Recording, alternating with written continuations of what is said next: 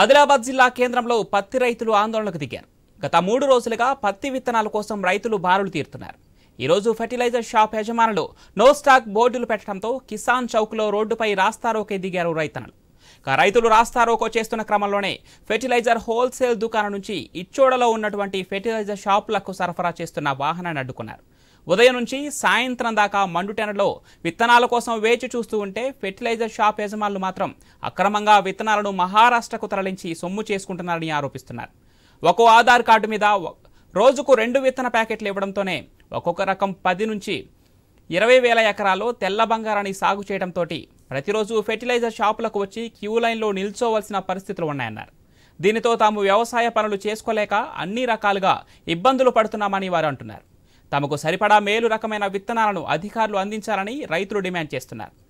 కిసాన్ చౌక్కు చేరుకున్న అధికారులు రైతులకు నచ్చ చెప్పారు. ఇప్పటికే జిల్లాకు రాశి సీడ్స్ 695 విత్తనాలు 50,000 ప్యాకెట్లు వచ్చాయని, వచ్చే నెల 6లోగా మరో 60,000 విత్తన ప్యాకెట్లు వస్తాయని రైతులెవరూ ఇబ్బందులు పడొద్దనేసి వారన్నారు. గతేడాది 120,000 రాశి విత్తనాలను జిల్లాకు కంపెనీ అందజేశారని, ఈ ఏడాది కూడా అంతకు మించి విత్తన ప్యాకెట్లు అందించే దిశగా చర్యలు తీసుకుంటామని రైతులకు భరోసా కల్పించారు. రైతులకు నచ్చజెప్పి ధర్నా విరమింపజేశారు. 1వ తారీఖున కూడా మనకు 20,000 ప్యాకెట్స్ కూడా మన జిల్లాకు రావడం జరిగింది. అట్లాగే 3వ తారీఖున కూడా ఇంకొక 20,000 ప్యాకెట్స్ రావడం జరుగుతుంది. 6వ తారీఖు 6-7 తారీఖులలో కూడా ఇంకా 20,000 ప్యాకెట్స్ మనకు రావడం జరిగింది.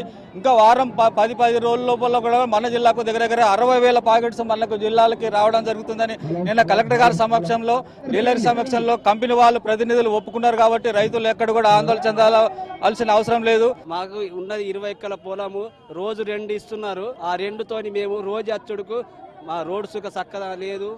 రోజు రావడం వల్ల మాకు అతి పరిశాన్ అవుతున్నది.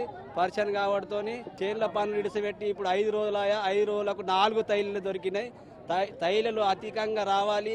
ఎమ్మెల్యే, ఎంపీ ఎవరైతే ఉన్నారో వాళ్ళు మా కాస్తకారికి కొంచెం మంచిగా చేయాలని, న్యాయం చేయాలి. తగినంత ఇత్తనాలు ఇవ్వాలి. మేమేమన్నా అమ్ముకోము, వేరే రాష్ట్రానికి అమ్ముకోము.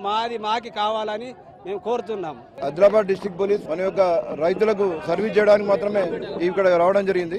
రైతులు పెద్ద ఎత్తున నిన్న షాప్ దగ్గర ఉన్నప్పుడు కూడా వాళ్ళందరినీ ఒక క్యూ సిస్టంలో మెయింటైన్ చేసి వారికి ఎలాంటి ఇబ్బంది జరగకుండా అన్ని చర్యలు పోలీస్ డిపార్ట్మెంట్ చేయడం జరిగింది. ఇంతకుముందు నకిలీ విత్తనాల విషయంలో కానీ, లైసెన్స్ లేకుండా నకిలీ ఫర్టిలైజర్ తెచ్చినప్పుడు భీంపూర్లో కానీ పోలీస్ డిపార్ట్మెంట్ సీజ్ చేసి వారిపై కేసులు నమోదు చేయడం జరిగింది.